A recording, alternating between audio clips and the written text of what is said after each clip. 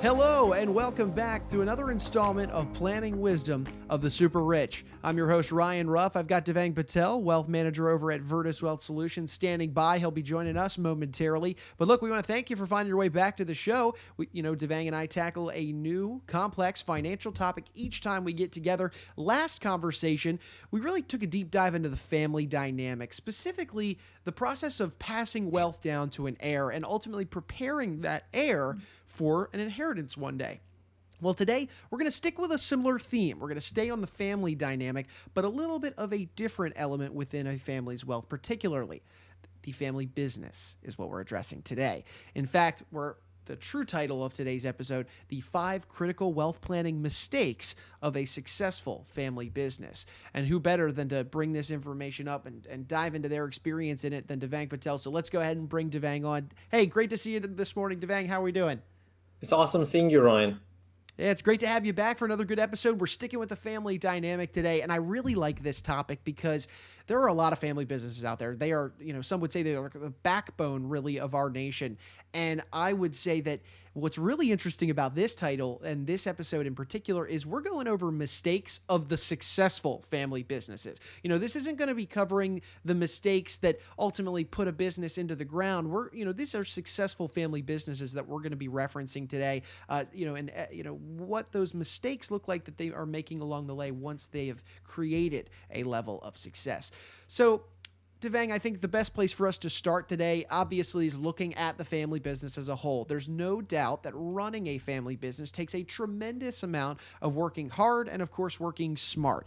And also, the trickiest element of all is navigating that family dynamic along the way.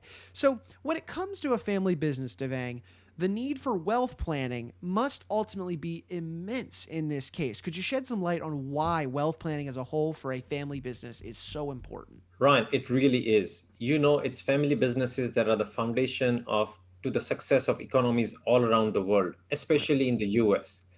The family business may be the oldest business model out there, from the Rothschilds to the Rockefellers. And what we see in many family businesses is that decision making is influenced by multiple generations, Ryan. In many cases, the aim of family controlling the business is to ensure continuity, make sure that the business continues to thrive over time, with the family maintaining ownership and control.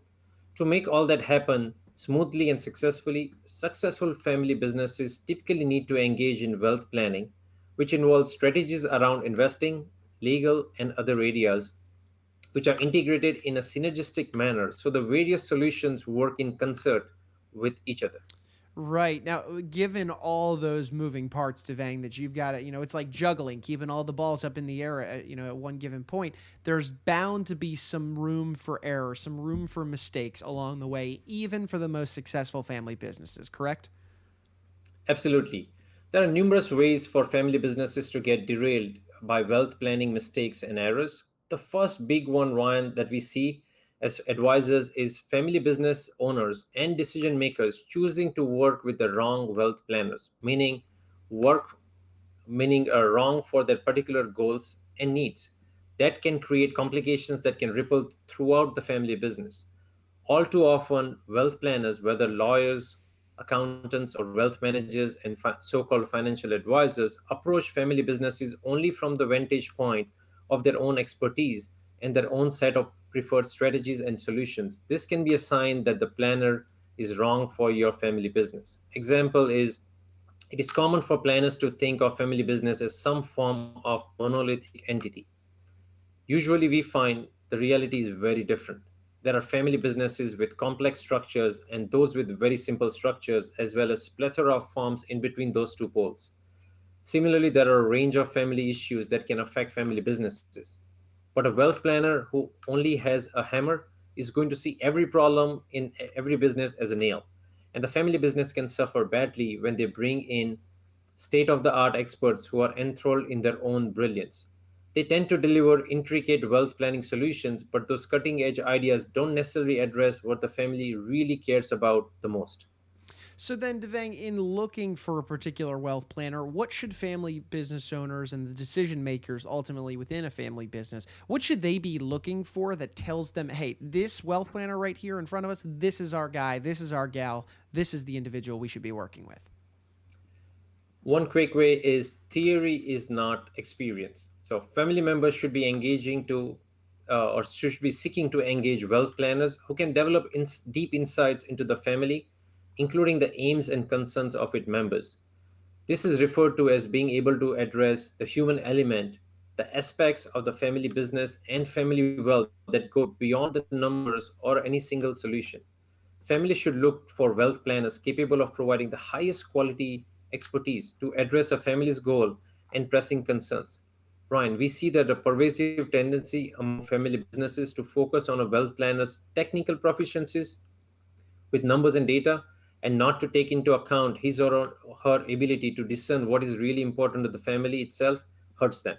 Sure, sure. Now, Devang, aside from specifically picking the right wealth manager to be working with for the family business's sake, are there any other big wealth planning mistakes? What's another one that you're seeing too many successful family businesses making these days? As the saying goes, we often let the tail wag the dog. They often over focus on the issues of minimizing taxes. Of course, one key role of many wealth planners is to minimize taxes for the families and their businesses. And there are a number of ways to reduce or even eliminate taxes. For example, wealth planners can set up a single structure for a family business that will reduce current income taxes, better manage risk, and transfer wealth to the next generation. A wealth planner might also, in some cases, be able to transfer equity to heirs at a discount from current valuation. But if wealth planner fails to understand family members' agendas and focus too heavily on tax minimization or elimination, the outcome can be really bad.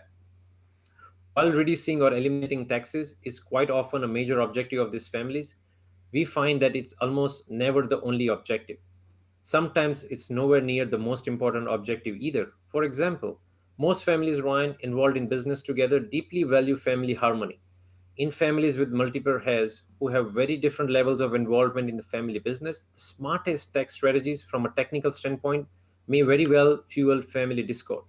The cost of resulting conflict could exceed any tax savings achieved. The upshot, wealth planners have a duty to the family and to understand the trade offs between its aim, such as family harmony and tax mitigation. Right, tax mitigation being such an important thing to consider, especially for any given family, let alone a successful family business. So, Devang, switching now to the third wealth planning mistake of family-owned businesses. What do you see on this front? Ryan, a big mistake that families in business really overlook is being secretive about their wealth planning. Mm. This might involve not informing their heirs of something concerning the business or its finances is set up, meaning the kids don't find out until the will is read. The intention behind extreme secrecy is often good. For example, it might be intended to maintain family cohesion, but instead it usually proves counterproductive. Making sure that all heirs know the intent of the family business owners can potentially lessen possible future conflicts. One way to do that is open communication about what is happening within the family and the business today, as well as what might happen in the future, is really important. Taking this approach permits family members to adapt to their roles and deal with conflicts and concern early on instead of later when emotions might be out of control. Now, that doesn't really mean that detail reveal all the details of the wealth planning. By making all the relevant parties aware of the big decisions concerning the family business and other assets can potentially head off damage to the family enterprise. It's a balancing act, Ryan, for sure, and one that the advisor can help you achieve. Right. And Devang, this is really on the same topic of another conversation that you and I had recently surrounding the family constitution. It's important to make sure that the whole family has transparency and a level of understanding when it comes to the wealth to make sure that all the parties are aligned and everybody's making the right decisions for the general benefit of the successful family business, but also for each other, for making sure that everyone is on the same page in terms of what is right for the business. This is a really important one here. So, Devang, the fourth mistake. What are you seeing here? What's another big mistake? Ryan, the fourth really big mistake is failing to keep your wealth planning accurate and up to date. Mm. It takes a lot of time and effort to address wealth planning. As a result, families who have engaged in wealth planning sometimes take the attitude that they have checked the box and are done with it forever. Like many times, Ryan will ask them when was the last time they've updated it, and they don't even remember the year. The reality is that family businesses, by their very nature, are always in flux, thanks to everything from changing family dynamics to changing economic conditions. It is therefore really important to address these changes as they occur. In order to ensure that the wealth planning remains accurate and relevant, it has to be an ongoing process. As changes happen, it can be wise for a family to connect with its wealth planner or planners to assess the impact and make adjustments as needed. Like I mentioned earlier, the new regime is proposing a lot of different taxes, which will definitely impact almost all small businesses planning. Most wealthy families take advice from people who don't have the same complexity or net worth or business issues. It's like when someone breaks their leg, unless you broke your leg, you can't really understand their pain. Hmm. Similarly, True. if you have a family business and issues with multiple generations in the family, you can understand these issues much better. We have a family business and we live together for over 20 years. Hence, we have a very unique perspective that most other people just don't. That's a very good point, and even more so of with the new regime coming in, new tax changes on that front. Also, the family dynamics themselves change. People's interests and how they want to take the business in one direction could change. So it's always important to keep your planning up to date and to make sure that it remains relevant over time. So, Devang, what should families be doing then if their plan is outdated? Where should they turn? How should they start those next steps? Ryan, for families who have not kept their wealth planning current, one effective approach could be to have a wealth planner review the core elements of the plan. The aim is to ensure four things. Number one, no mistakes have been made. Number two, external factors such as meaningful changes in business environments aren't being overlooked. Number three, meaningful changes in family members' relationships are not being overlooked. And finally, number four, new and possibly useful wealth planning strategies and solutions are not being overlooked. For many families, Ryan, keeping the wealth planning accurate can be the difference between having the business for generations or losing it to poor planning or inattention. Sure. And Devang, to round out our show, to bring our conversation to a head, what is the fifth big mistake that you're seeing successful family businesses making these days?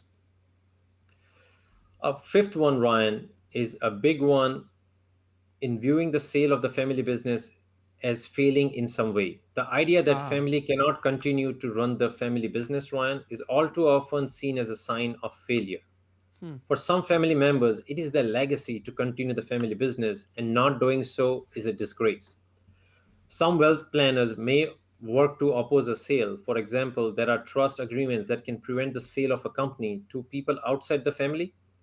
While the idea might be to keep the family together, the results are more likely to cause intra family warfare.